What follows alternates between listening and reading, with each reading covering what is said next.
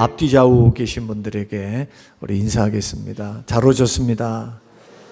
예, 평안하셨습니까? 또 이렇게 한번 인사하겠습니다. 하나님의 위로가 넘치시기를 축복합니다. 시작. 넘치시기를 축복합니다. 예. 여러분, 최근에 울어보신 적이 있으십니까? 여러분은 언제 최근에 남몰래 울어보셨고, 또 목 놓아 울어보셨고, 또 눈물이 눈가에 촉촉히 쌓이도록 그렇게 여러분 슬픈 마음 속에서 울어보셨는지요? 저도 나이가 50이 넘어서니까 눈물이 상당히 많아졌습니다. 드라마를 보고 있다가도 슬픈 대목에서는 나도 모르게 눈물이 주르륵 흘러요. 성경을 읽다가는 눈물을 흘리질 않는데 드라마를 보면서 감동을 받고 눈물이 쏟아지기도 하고요. 또 슬픈 이야기를 듣다가 보면 이 눈가가 촉촉해 옴을 그렇게 느끼게 되고, 특히 드라마 가운데 가슴 아픈 장면이 있으면 저는 거기를 쳐다보지를 못합니다. 곧 헤어진다, 곧 사별한다, 곧 뭐 불행할 것 같다 하면, 가슴 아플 것 같으면 스톱합니다. 채널 돌려. 누구에게? 우리 집사람에게요. 그 장면 못 보겠다. 우리 집사람은 옆에 있어서 이제 굉장히 남성화가 된 거겠죠. 굉장히 담대하게 봅니다. 보면서 뭐라고 말하냐면, 뭐 어때서? 뭐 어때서? 근데 저는요, 너무너무 힘들어요. 그런 장면을 보게 되면 마음이 아파가지고요. 저는 최근 방송에서 세상에 이런 일이 뭐 속인가 신인가 잘 모르겠습니다만은 방송을 했습니다. 그 방송에 나오는 강모 씨라고 하는 헬스 트레이너 이야기가 방영이 됐습니다. 보신 적 있으시죠? 보신 분들. 외모양을 보니까 우락부락합니다. 헬스 트레이너인데 헬스 대회 나가가지고 입상을 여러 차례 했던 베테랑 헬스 트레이너입니다.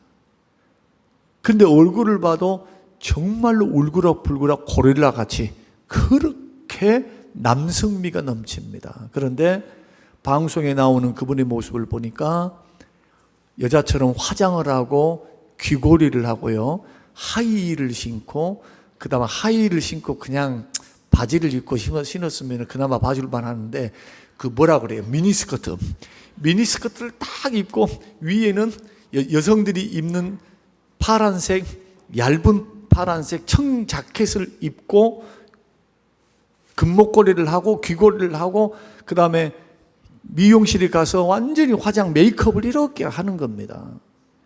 걷는 모습 보니까 다리통이 무다리통이야.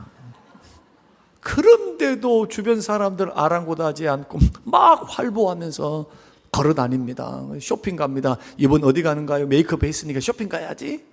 쇼핑 가가지고 뭐 액세서리를 보는데 여성들이 그렇게 말하면 주인들이 이상하잖아요, 사람이.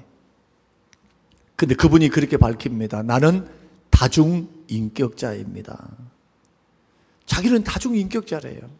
그래서 일을 할 때는 헬스 트레이너로 돌아오게 되고, 평상시에는 여성의 모습으로 사랑받는 여성, 꾸미고 싶은 여성으로 자기의 마음을 감추는 겁니다. 근데 왜 방송에 이렇게 부끄러운데도 나왔습니까? 하니까 자식들을 위해서입니다. 가족들을 위해서입니다. 나는 환자입니다. 나는 지금 정신병이 들었습니다. 나를 이해해 주십시오. 내가 하고 싶어서 하는 게 아니라 내 속에 있는 다른 인격이 나를 지배해서 그 여인이 찾아오면 아가씨가 되는 거예요. 그러니까 옷을 딱 벗어보는데 울그락불그락 하는데 뭘 입었다고요? 속에다가? 죄송합니다, 브레이지어, 미니스커트 이렇게 입는 겁니다. 그러면서 자신의 슬픈 이야기들을 쭉 해나가는데, 일부가 방영이 끝날 쯤 되는데 이렇게 MC들이 멘트를 날렸습니다. 그리고 방송 예고편을 이렇게 주는데, 그 등치 큰 어른이 여성스럽게 꾸미고 길거리를 가다가 전봇대를 붙들고 쭈그러 앉아서 우는데 그 방송이 그대로 예고편으로 나오는데 얼마나 가슴 아프게 우는지. 이 울음이 그냥 울음이 아니에요. 너무너무 가슴 아픈 그냥 찐한 슬픔을 가지고 엉엉 우는 그 어른의 모습을 봤습니다. 그리고는 정신신경과에서 상담을 하는데 그 내용이 뭐냐, 털어놓기 시작하는 겁니다. 그리고 다음 주에 꼭 보세요 했는데 잠깐 보여준 내용이 뭐냐, 어렸을 때 사글세를 살았는데 그 집주인 아들로부터 성추행을 당하고 성폭행을 당했다고 하면서 막 이런 이야기부터 시작해서 이제 남모를 이야기에 숨어 있겠죠. 그러니까 어렸을 때 그 상처, 그 아픔들이 아직도 남아 있어서 어른이 되었고 결혼을 했음에도 불구하고 그 상처를 이기지를 못하는 겁니다. 그 아픔 때문에 그 내면의 아픔을 감추기 위해서 헬스 트레이너지만은 또 다른 여성으로서 자기의 내면에 있는 아픔을 감추는, 그래서 그때는 상처를 다 감추고 밖에 나가서 사람들이 아무리 쳐다봐도 자기는 여성이니까, 다중인격이라 했잖아요. 여성이니까 당연한 거예요. 근데 우리가 볼 때는 어떻습니까? 울그락불그락 고릴라가 메이크업을 해서 진짜로 울그락불그락 생겼거든요. 남성미가 풀풀 풍기는데 여성으로 가장해서 그것도 살아가는 모습, 정신을 차리고 보면은 자기가 아닌 거예요. 다시 남성으로 돌아오는 그 아픔들, 그 슬픔들. 저는 그분이 울었던 그냥 통곡하면서 우는 울음에서 좀 묘한 감정을 느꼈습니다. 얼마나 슬펐으면, 얼마나 아팠으면 저렇게 슬퍼 울까? 비단 이분만 그랬을까요? 어떤 사람들은 사업에 실패해서 밤낮 눈물로, 술로 신세를 한탄하고 자기를 한탄하며 절망 속에서 밤을 지새우는 분들도 있고, 어떤 사람은 사랑하는 사람들의, 믿었던 사람의 배신 때문에 가슴 아파 분노의 치를 떨며 슬픔과 눈물로 밤을 지새우는 분들도 있습니다. 어떤 사람은 사업에 실패해서 밤낮 술로 슬픔을 감추고, 어떤 이는 또한 어떤 사람은 사랑하는 자식을 먼저 보내고 깊은 슬픔 속에 절망하는 부모도 있습니다. 또 어떤 사람은 예기치 않은 질병이 찾아와서 절망 속에서 웁니다. 암병이 걸리거나 불치병이 걸리거나 의사로부터 선고를 받을 때 그렇게 안 당해 보면 몰라요. 목사님은 당해 봤습니까? 하면은 조금 경험을 해봤습니다. 아, 사람이 이래서 하고 죽는구나. 아, 이래서 사람이 멀쩡하게 있다가도 사람이 숨이 안 쉬어져서 죽을 수 있겠구나 하는 위기를 2번 겪은 겁니다. 그러나 옆에 있는 우리 집사람은 그 이야기를 하면 웃습니다. 왜 그러냐? 본인 이야기가 아니니까. 이제 웃는다면 이상하지만은 그렇게 내가 기대한 것만큼의 반응이 없어요. 그래서 제가 이런 말을 했습니다. 본인이 겪어봐야 아는 일이다 라고 말을 합니다. 여러분 누구도 몰라요. 그런 위치와 환경 속에 들어가 봤을 때 비로소 깨닫는 게 사람입니다. 자, 인생들이 이렇게 살아가는 과정 속에서 당하는 그 슬픔과 아픔, 그 체감은 사람들마다 다릅니다.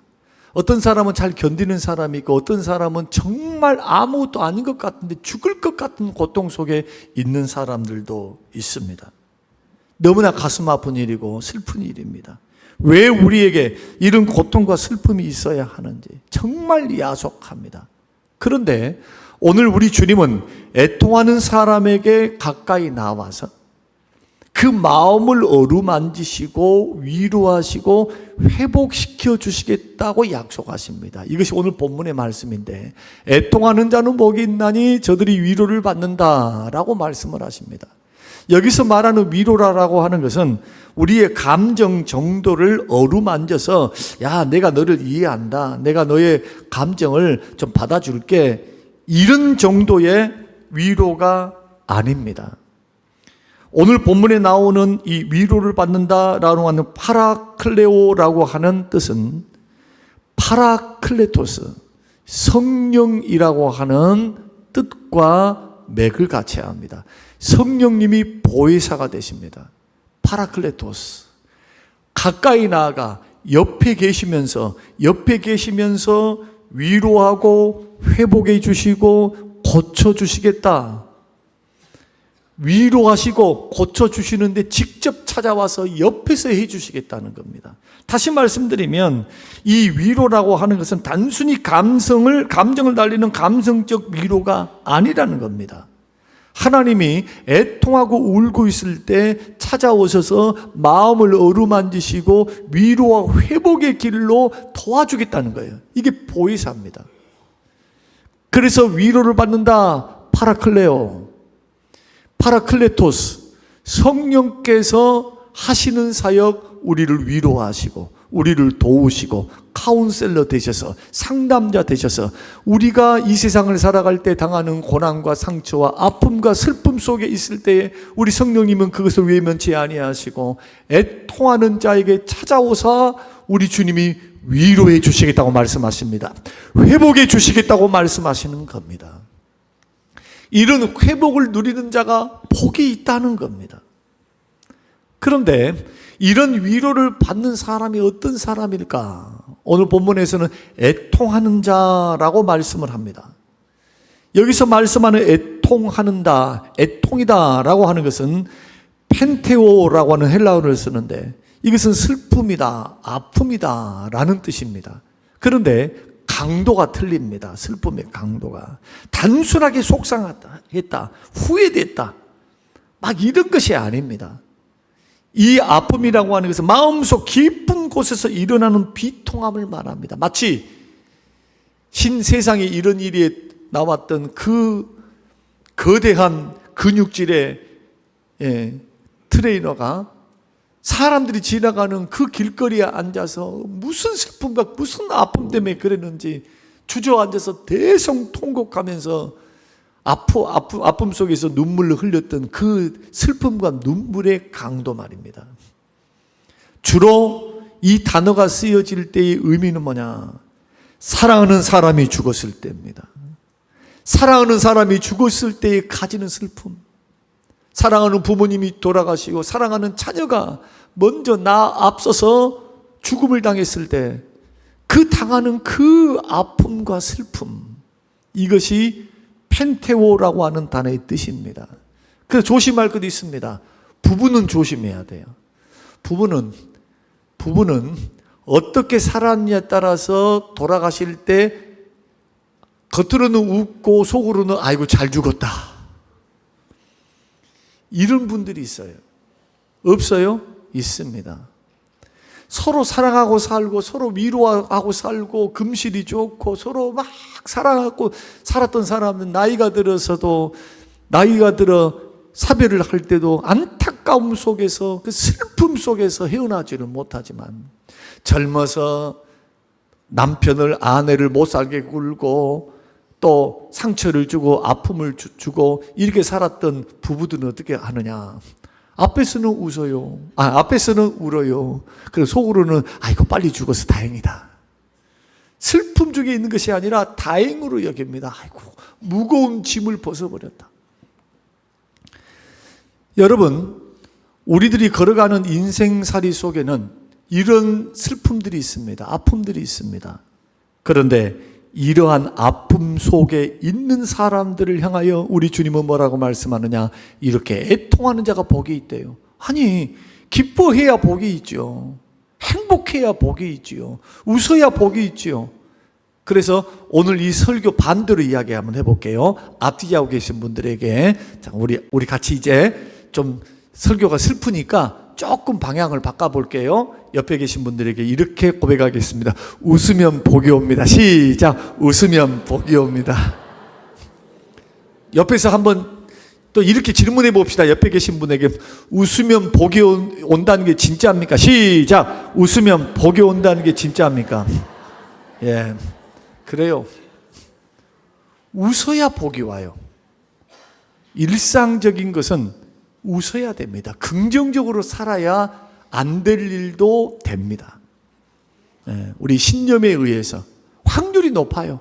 맨날 우울하게 다 찡찡거리고 사는 사람이 무슨 진취적으로 살겠어요? 뭘 도전하겠어요? 도전도 안 하겠죠. 그러니까 거둘 것도 없고 이룰 것도 없어요. 그러나 진취적으로 소망을 가지고 웃으면서 아니야, 할 수 있어. 해보자. 아직도 기회 있어. 우리 하나님이 도와.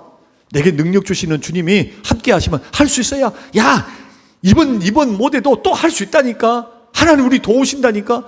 이렇게 긍정적인 진취적인 믿음으로 힘들고 어렵지만 행복을 노래하고 소망과 비전을 향해서 걸어가는 사람들은 뭐 할까요? 도전하겠죠. 도전하면 둘 중에 하나예요. 성공하든 실패하든. 그러나 우울하고 찡찡하고 가만히 있으면 성공도 없고 실패도 없어요. 계속 찡찡거리게 그렇게 살 거라 이거예요. 그러니까 확률적으로 심리학적으로 보면 어떻게 살아야 이익입니까? 행복하게 웃으며 살아야 될 줄로 믿습니다. 소망을 가지고 살아야죠. 희망을 가지고 살아야죠. 우리 주님이 살아서 우리를 돕고 계시니까. 주님이 나를 포기하기 전까지 내가 삶을 포기해서는 안 됩니다.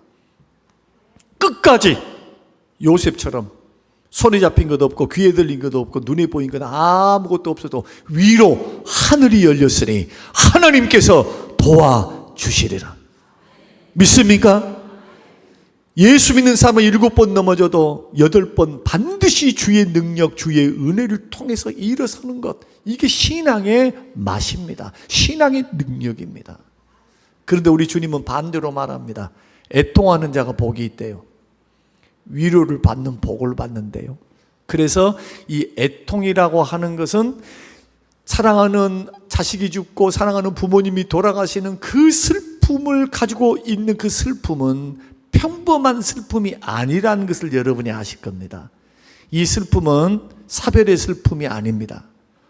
돈이 없어서 우는 눈물도 아닙니다. 사업이 실패해서 아니면 사랑의 배신을 당해서 아니면은 질병이 들어서 이제는 소망이 없는 그런 눈물이 아님을 우리가 알게 됩니다. 그러나 이 말씀을 이야기하기 전에 우리 주님이 오늘 서두에서 밝혔던 이 숱한 어려움들, 우리를 눈물 짓게 하고 상처받게 하고 울게 하고 힘들게 하는 모든 고난과 어려움과 고통 속에 우리 주님은 위로자가 되십니다. 그것을 고린도후서 1장 3절에서 말씀을 하십니다. 자, 고린도후서 1장 3절 말씀 보면은 바울 사도는 이렇게 말씀했습니다. 찬송하리로다. 그는 우리 주 예수 그리스도의 하나님이시요 자비의 아버지시요 모든 위로의 하나님이시며 모든 위로를 주시는 분이 우리 하나님이신 줄로 믿습니다. 그러므로 저와 여러분 가운데 환난 중에서 고난 중에서 물질로 질병으로 혹시 슬픔 중에 눈물 흘리고 계신 분들이 계십니까? 여러분들을 위로하실 분이 계십니다. 찾아오실 분이 계십니다. 그분은 우리 주 예수 그리스도십니다. 그리고 고린도후서 1장 3절에서 모든 환난 중에서 우리를 위로하사 우리 속에 당하고 있는 택한 백성들이 당하고 있는 어려움들, 사별, 물질 문제, 건강 문제, 관계의 문제, 어떤 종류의 고난 속에서 눈물 짓고 있다 할지라도 모든 환난 중에 있는 자들을 능히 뭐 하시느냐? 4절 위로하게 하시는 하나님, 위로 주시는 하나님, 위로의 하나님이 우리를 붙드사 우리의 심령을 일으키시고 우리로 하여금 성령의 능력, 보혜사의 능력으로 우리를 일으켜 세워주실 줄로 믿습니다. 그래서 우리의 고난이 큰 것만큼 슬픔이 큰 것만큼 배나 더 큰 위로를 주심으로 고난을 이기고 어려움을 이기고 견디게 하십니다.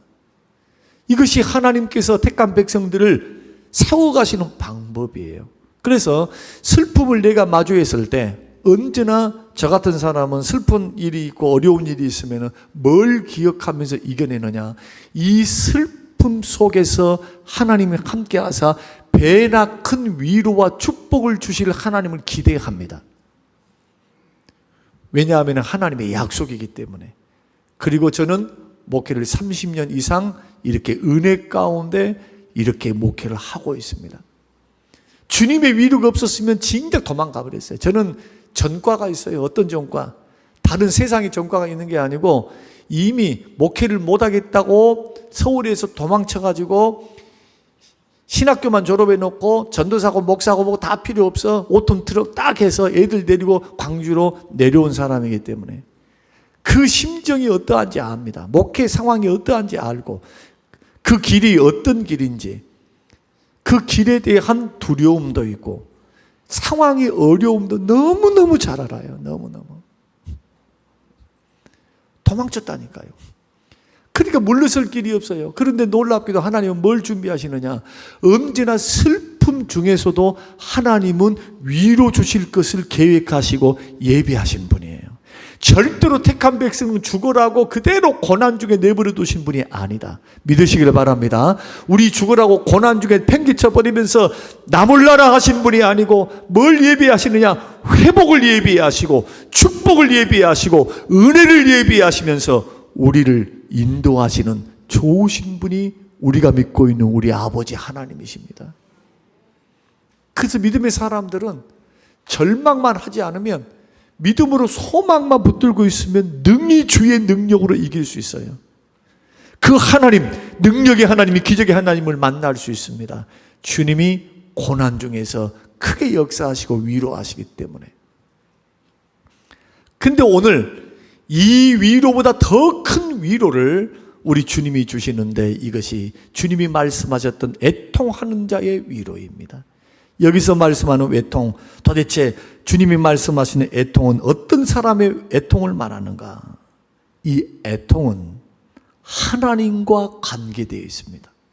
하나님 앞에 서 있는 내가 하나님 앞에서 불꽃 같은 눈동자로 보고 계시는 하나님의 눈을 통해서 성경의 말씀을 통해서 다 자신을 바라보니까 자신의 죄를 깨닫고 그 죄가 얼마나 크고 막중한지 그 죄 자체를 슬퍼하고 내 죄 때문에 우리 주님이 십자가에 못 박히셔야 하고 이 죄 때문에 하나님이 독생자를 이 땅에 아낌없이 그 목숨을 버리면서까지 죄 문제 처리해 주시려고 우리 주님이 보내셨다는 그 사실 앞에 나의 죄에 대한 자각이 일어나고 영적인 각성이 일어나 그 죄를 미워하시고 그 죄를 싫어하신 하나님 앞에서 죄 자체에 대한 애통을 같이 느끼면서 슬퍼하면서 회개하는 그 회개하는 자, 슬퍼하는 죄를 애통하고 슬퍼하는 그 자에게 하나님은 위로해 주시는데 어떻게 위로하시느냐? 찾아오셔서 곁에 오셔서 회복하시고 위로하시고 도와주시고 축복해 주시겠다. 이런 사람은 복이 있다라고 말씀하셨습니다. 그러면서 성경은 이렇게 말씀합니다. 잠언의 말씀에 죄를 감추는 자는 형통하지 못하고, 그 말이 뭡니까? 죄를 감추고 회개할 줄 모르고 죄에 대한 자각이 일어나지 않은 사람들은 절대로 복받는 길로 걸어갈 수가 없다는 겁니다. 예수 믿는 믿음의 사람들은 꼭 기억해야 될 부분이 이겁니다. 다윗은 범죄를 하고 난 후에 아무 일이 일어나지 않으니까 다윗은 가는 곳마다 승리를 냈습니다. 가는 곳마다 전쟁의 승리, 축복을 받았습니다. 한 번도 패한 적이 없어요. 그러니 밧세바 사건 그리고 살인 사건, 이 두 가지 사건을 저질렀음에도 불구하고 하나님이 징계를 안 하니까 아무렇지도 않게 살았습니다. 그리고 떳떳하게 밧세바를 왕궁으로 들였습니다. 그렇게 살다가 갔는데 하나님은 그게 아니었어요. 하나님은 다 계산하고 계셨습니다. 하나님은 기다리고 계셨습니다. 깨닫고 돌아오기를. 깨닫지를 못합니다. 그래서 나산 선지자를 보내서 하나님께서 일깨우십니다. 비유를 드렸습니다. 두 사람이 살고 있었다. 한 사람은 어마어마한 부자였다. 그 부자에게는 양이 수천 마리였다. 그런데 옆에 가난한 농부는 양 한 마리, 딱 암양 한 마리를 가지고 살았다. 온 식구가 그 양이 나오는 젖을 먹고 살았다. 그런데 이 탐심 많고 탐욕 많은 이 부자가 그 한 마리 양, 사느냐 죽느냐 목숨이 걸려 있는 그 양조차도 빼앗아 버렸다. 왕이시여, 그렇다면 당신은 어떻게 처리하기를 원하십니까?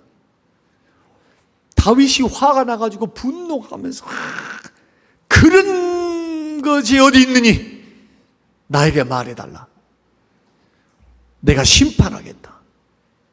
쉽게 말하면 얼마나 의분이 일어나는가, 내가 처리할 테니까 가르쳐 달라는 겁니다. 반드시 처리해야 된다고. 그때 나단이 말합니다. 이 사람이 바로 당신입니다. 그 부자가 바로 당신이라는 거예요. 그 속뜻과 의미를 알고 난 후에 시편 51편과 32편의 말씀 보면은 침상을 적셔가면서 하나님 앞에 대성통곡하면서 하나님 앞에 눈물로 회개하며 기도합니다. 하나님 살려달라고, 하나님 잘못했다고, 침상을 적셔가면서 얼마나 회개했던지. 주의 음성이 그래요. 주님은 상한 심령을, 상한 갈대를 꺾지 아니하시고 꺼져가는 심지를 끄지 아니하시고, 주께서 원하는 제사는 상한 심령의 제사라. 상한 심령으로 드리는 제사를 주님이 멸시치 아니하리라. 여기서 상한 심령의 제사가 뭡니까? 회개의 제사입니다. 애통한 제사예요. 사랑하는 성도 여러분, 우리가 왜 자꾸 다른 사람의 허물들을 바라보고 비판하고 판단하면서 그렇게 걸어갑니까? 자기 자신을 볼 줄을 모르기 때문에 그래요. 자기 자신 속에 있는 들보를 보지 못하니까. 하나님의 성령은 어떤 영이십니까? 죄를 심판하시는 영이십니다. 성령님은 우리를 돕기만 하시는 것이 아니라 세상을 심판하고 의를 가져오시고 또한 죄에 대해서 심판하십니다. 죄를 일깨우십니다. 성령께서 은혜로 말씀을 듣는 사람에게 역사하시면 우리 속에 있는 죄들이 드러나게 만드십니다. 죄를 드러나게 만드신 이유는 뭡니까? 회개하라는 겁니다. 그 죄는 주의 마음을 아프게 만들고 죄를 품고 그대로 걸어가면 성공이 아님을 다윗을 통해서, 그리고 성경에 기록된 수많은 기록들을 통해서 보여주고 있는 내용입니다. 여러분, 솔로몬 절대로 그 부귀 영화가 복된 것이 아니었습니다. 주님을 떠나고 죄 짓는 그 길 그대로 걸어가며 회개할 줄 모르고 결국 어떻게 됩니까? 죄 중에 그 영혼은 구원받습니다. 마지막에 회개했으니까. 그러나 하나님께서 그 나라, 다윗으로부터 물려받았던 그 나라를 절반을 딱 쪼개가지고 10개는 남에게 줘버리고 2개만 가지고 살아라고 말씀합니다. 여러분, 이러한 일들을 생각해 보십시오. 도대체 복이 뭡니까? 하나님 앞에서 정말 복되다는 게 뭡니까? 지금 나는 멀쩡하게 살고 있고 나는 아무런 일이 일어나지 않고 있기 때문에 나는 괜찮아. 영적 각성 없이 나는 계속 잘 될 거야. 주님 믿고 있으니까. 아니, 다윗이 하나님 안 믿었습니까? 그럼에도 불구하고 가서 제사 드렸어요. 예배 드리고. 그러나 주님은 뭐 하고 계셨습니까? 계산하고 계신 거예요. 계산. 그저 회개하라고. 주의 종의 말을 듣고 그 말씀을 자기 말씀으로 듣고 주님이 나에게 주시는 경고구나, 주님의 간곡한 부탁이구나를 깨닫고 난 후에 방에 들어가서 통곡하면서 기도합니다. 이미 지나가 버렸고 이미 흘러간 세월들이 얼마나 많아요. 그럼에도 불구하고 엎드려 기도하면서 하나님, 내가 죽일 놈입니다. 하나님, 죽일 놈입니다. 성령을 거두지 마세요. 주님, 구원의 즐거움을 나에게 회복시켜 주세요. 주님, 은혜 베풀어 주세요. 눈물로 기도하고 애통하고 슬퍼합니다. 주님 어떻게 하십니까? 그 기도를 들으시고 죄를 용서하셨습니다. 여러분, 우리는 다 연약합니다. 다 부족합니다. 우리 실수할 수 있습니다. 실수할 수 있어요. 그러나 중요한 것은 실수할 수 있는 존재임을 주님이 모르신 것은 아닙니다. 그러나 길을 열어놓으셨습니다. 회개할 수 있는 길, 회복할 수 있는 길, 승리할 수 있는 길, 다시 축복받을 수 있는 길. 우리 주님은 지금 은혜와 축복을 준비하고 계십니다. 우리 주님은 지금 축복과 은혜를 준비하고 계십니다. 그런데 아무나 부어주는 것 아닙니다. 축복의 저수지, 은혜의 저수지에 반드시 뭘 통해서? 수로를 통해서. 수로. 무조건 은혜를 그냥 막 축복을 막 무작위로 주신 분이 아니라 이거예요. 수로를 통해서만 주는 겁니다. 수로가 뭡니까? 기도와 회개입니다. 예수 믿는 사람이 죄를 품고 있고 죄가 분명히 있음에도 불구하고 애통할 줄 모르고 깨닫지를 모르고 그 길을 그대로 걸어가 보십시오. 한번 5년이고 10년이고 한번 걸어가 보시라고요. 어떻게 되는지 그때서야 깨달을 겁니다. 아, 하나님은 정확하신 분이구나. 은혜가 많아도 갚을 건 갚으시는구나. 요구하실 건 요구하시는 거예요. 그래서 우리 주님은 애통하는 자, 뭐에 대해서 애통하는 자, 자기가 하나님 앞에서 지었던 죄들에 대해서 가볍게 여기지 않고 그것을 주님이 가슴 아프게 여기시는 주님 앞에, 죄를 미워하시고 슬퍼하시는 주님 앞에, 그 죄 때문에 독생자를 아낌없이 십자가에 죽기까지 죄를 변상해야만 했던 그러한 하나님이시기 때문에 나의 상태를 바라보고 하나님 앞에 범죄한 일들, 잘못한 일들을 성령께서 말씀을 통해, 성령의 역사를 통해서 나에게 일깨우실 때에 슬퍼하고 탄식하고 애통하면서 하나님 앞에 울며 기도하는 심령, 그 심령을 주께서는 복을 주시고 회복시키십니다. 이걸 가리켜서 겸비한다고 말을 합니다. 떳떳하게 하나님 앞에 나와서 나는 아무 일이 없는 것처럼 사람들 앞에서는 그럴 수 있어요. 그러나 하나님 앞에서는 안 되는 거예요. 하나님 앞에서는. 우리 인생 살아왔잖아요. 우리 인생을. 지금 하나님 앞에서 다듬어져서 여기까지 온 겁니다. 지금. 여러분도 마찬가지예요. 하나님, 우리 하나님 어떤 하나님이십니까? 사랑의 하나님이시면서도 공의의 하나님이십니다. 죄 미워하세요. 정말 싫어하세요. 그래서 깨끗한 그릇을 쓰지 더러운 그릇 쓰신 적이 없어요. 디모데전서 2장의 말씀 보니까 하나님이 쓰시는 그릇들마다 다 깨끗하나, 받으신 그릇이 깨끗해야 돼요. 우리는 허물과 죄가 있습니다. 부족함이 있어요. 그러나 하나님 앞에 이 부분을 철저히 회개하고 눈물로 기도하며 나아갈 때 우리 하나님은 언제든지 회복하시고 더 갑절의 축복을 주십니다. 이것이 애통하는 자는 복이 있나니 저희가 하나님의 위로를 받는데 파라클레오, 가까이 내가 찾아가서 그를 직접 만지고 위로하고 회복시키리라. 영혼이 잘된 같이 범사가 잘되고 강건하기 위해서 주님의 은혜가 필요하다면 주의 은혜는 회개하는 심령 위에 머물고 임한다는 사실을 믿으시기를 주의 이름으로 축원합니다. 저는 이 말씀 마무리하면서요, 아합 왕을 한번 등장시키고 한번 읽어보려고 합니다. 하나님께서 아합을 어떻게 처리하셨는지.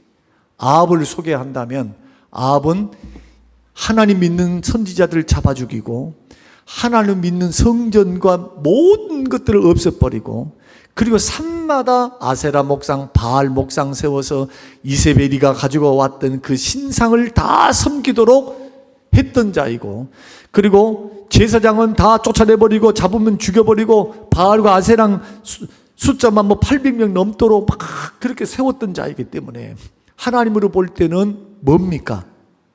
지옥 아랫목에 들어갈 자입니다.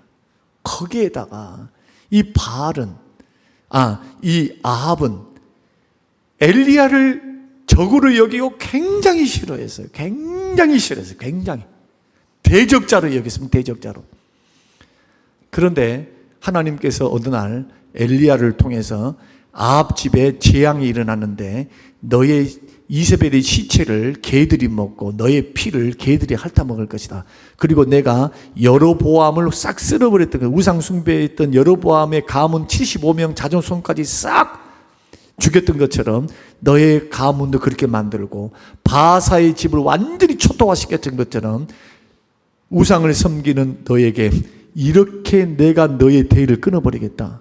주님이 심판을 약속하십니다. 심판을. 누구에게? 엘리야에게 찾아가서 너는 반드시 말을 해라. 자, 오늘 찾고 이제 읽고 마치겠습니다. 열왕기상 21장. 열왕기상 21장. 27절에서 29절. 열왕기상 21장 27절에서 29절.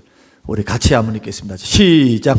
아합이 이 모든 말씀을 들을 때에 그의 옷을 찢고 굵은 배로 몸을 동이고 금식하고 굵은 배에 누우며 또 풀이 죽어 다니더라. 여호와의 말씀이 디셉 사람 엘리야에 임하여 이르시되 아합이 내 앞에서 겸비함을 내가 보았느냐.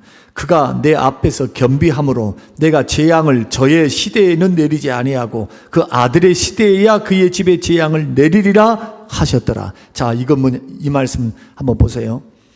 이렇게 악한 죄를 지어서도 주의 종의 말씀이 선포되어질 때 엘리야를 대적으로 여깁니다. 집에 가서 21장을 한번 읽어보십시오. 대적을 여기면서 대적자여 나에게 왜 나왔느냐 하면서 굉장히 미워하는데, 이런 저주의 말씀, 징계의 말씀을 선포하니까 그때는 화가 나가지고 엘리야를 두드러 패는 거나 감옥에 보낸 것이 아니라 그 말씀에 반응합니다. 그 말씀에 반응 어떻게 하느냐? 회개함으로 반응합니다. 후회하고 겸비하고 낮아지고 하나님 앞에, 그 전능하신 하나님 앞에 무릎을 꿇습니다. 그러니까 하나님은 뭐하고 계십니까? 그 광경을 보는 겁니다. 보면서 엘리야에게 뭐라고 말하느냐 하면은, 엘리야야, 네 보냐? 지금 아합이가 참 맹랑하다. 내가 심판을 명령했던 그 말을 듣고 저 봐봐라, 회개의 모습을 보이네. 자중하네. 자중. 겸비하네. 엎드려 있네. 그래서 내가 뜻을 돌이키란다. 저의 죄는 너무나 크기 때문에 내가 기존에 하는 대로 다 한다. 그러나 아합 시대에는, 아합 당사자에게는 이것이 오지 않도록, 그 시대에는 그러지 않도록 내가 그 징계를 유보하겠다. 다시 말씀드리면 아합이 죽고 난 후에 그렇게 하겠다는 겁니다. 아합은 어떻게 죽습니까? 물론 평안하게 죽습니다. 우리가 생각해 보면 이 말씀을 우리가 들으면서 애통하는 자는 복이 있다 라고 말씀하실 때, 위로를 받는다라고 말씀하셨을 때, 우리 사람과 사이에, 하나님과 사이에 가장 큰 걸림돌이 뭐냐? 죄예요. 죄의 문제. 예수 믿고 구원받고 난 후에 죄구덩이에 들어가면 하나님과 교제의 줄이 끊어져요. 관계의 줄은 끊어지지 않습니다. 하나님의 아버지 되시고 자녀됨은 끊어지지가 않아요. 그러나 하나님으로부터 오는 축복과 은혜를 누릴 수가 없어요. 주의 손에 붙잡혀서 쓰임받을 수가 없어요. 우리 주님은 죄와 짝하지 않기 때문에, 깨끗한 그릇을 쓰지 더러운 그릇을 쓰지 않기 때문에, 그래서 거룩과 구별이 축복이고 거룩함과 구별됨으로 나아가는 것은 능력인 줄로 믿으시기를 바랍니다. 이 길을 걸어가기 위해서 남들을 돌아보지 말고, 남 쳐다볼 필요 없어요. 누가 무슨 일을 했다네 어쨌다네 자꾸 남들을 바라보는데 그럴 필요 없어요. 말씀이 들리거든, 읽거든, 자기에게 적용하세요. 말씀의 거울에 자신을 돌이켜보면서 성령이 찔림을 주시거든 가만히 있지 말고, 도전을 주시거든 가만히 있지 말고, 그 순간 겸비하여, 애통할 때는 애통하고 회개할 때는 회개하고 하나님 앞에 다시 반성하고 주님 앞에 죄를 끊고 버리며 믿음의 길, 신앙의 길, 주님과의 관계의 길을 잘 해야만 주님이 찾아오십니다. 주님이 위로하십니다. 회복시키십니다. 주님이 축복하십니다. 이런 축복을 받을 자 누구입니까? 애통하는 자입니다. 자기의 죄를 바라보며 감춰두거나 무관심하거나 괜찮을 거야, 아무렇지도 않을 거야, 아니요, 계산 다 해야 돼요. 제가 개척하면서 개척 초반에 들어갈 때 하나님 앞에, 하나님께서 엎드려 기도하는데 뭐 성도가 뭐가 있습니까? 아무도 없지. 그러니까 강단에서 한 6개월 정도를 울었어요. 6개월 정도. 서러워서도 울었지만은 하나님께서 뭘 많이 말씀하셨냐 하면은, 내가 부교육자로 있었을 때 지었던 죄를 성령께서 엄청나게 생각나게 하셨어요. 그래서 강단에 올라가서 늘 울었습니다. 늘 울었어요. 회개하고 울었어요. 목회 새롭게 해보고 싶은데 이 회개하지 않고서는 목회가 안 될 것 같아요. 6개월을 울었다니까요. 6개월을요. 강단에 올라갈 때마다. 그리고 1년쯤 지나서 숫자가 60명 채워지기 시작하고, 회개하고 난 후에 건물을 사고, 그런 기적과 같은 역사들이 내 목회 일선에 있었습니다. 다른 거 안 했어요. 엎드려서 회개하고 기도했어요. 물론 전도도 했지만 주님은 복을 주실 때 무슨 내가 스펙이 좋아서 뭘 많이 해서 재능이 좋아가지고 주님이 막 복 주신 것 같죠. 주님이 복 주시면 그 사람을 보고 복을 주시는 거예요. 주님 거예요. 다 주님 거. 내가 준비만 되어 있으면, 그릇만 준비되어 있으면 언제든지 주님이 부으십니다. 그래서 악은 모양이라도 버려야 돼요. 주님이 기뻐하시지 않는 일은 절대 흉내도 내면 안 됩니다. 이것이 복받는 비결, 위로의 비결, 주의 능력의 손에 붙드는 비결이기 때문에 성결과 거룩을 향해서 여러분 부지런히 달려가시기를 바라고 다시 한번 강조합니다. 실수하는 거, 죄 짓는 거, 부끄러운 거 아니에요. 다 그럴 수 있어요. 저도 그렇고 여러분도 그래요. 그것이 그렇게 그거 아니에요. 길을 열어주셨습니다. 예수 그리스도의 보혈 앞으로 나오시기를 바랍니다. 주님과의 관계를 바로 세우시기를 바랍니다. 은혜와 긍휼과 죄사함을 주시는 그 주님의 넓은 품 안에 우리의 모든 상처와 아픔과 슬픔과 죄악과 분노와 이 모든 것, 주님이 싫어하시는 모든 것들을 다 보혈의 샘에 담궈서 여러분 깨끗해지시길 바라고, 회복되시길 바라고, 용서받으시기를 바라고, 주님과의 관계가 회복되어서 성령님이 내 안에 충만하게 역사하시기를 주님의 이름으로 축복합니다. 고마우신 아버지 하나님 감사합니다. 애통하는 자에게 주시는 복, 위로를 받을 것이요, 주님 주셨던 귀한 말씀들을 마음에 깊이 새깁니다. 주님 살 길이 회개하는 길, 주님을 슬프게 한 죄에 대해서 민감하게 반응하고 엎드려 끊고 버리는 일, 주님 이 부분을 주님 앞에 요구받을 때 저 다윗처럼 끊고 버리고 회개하고 돌이키는 하나님 사람 되어 주님 주시는 놀라운 위로와 회복을 누리며 영광을 노래하는 복된 인생 살아가도록 축복하옵소서. 감사드리오며 예수님 이름으로 기도합니다. 아멘.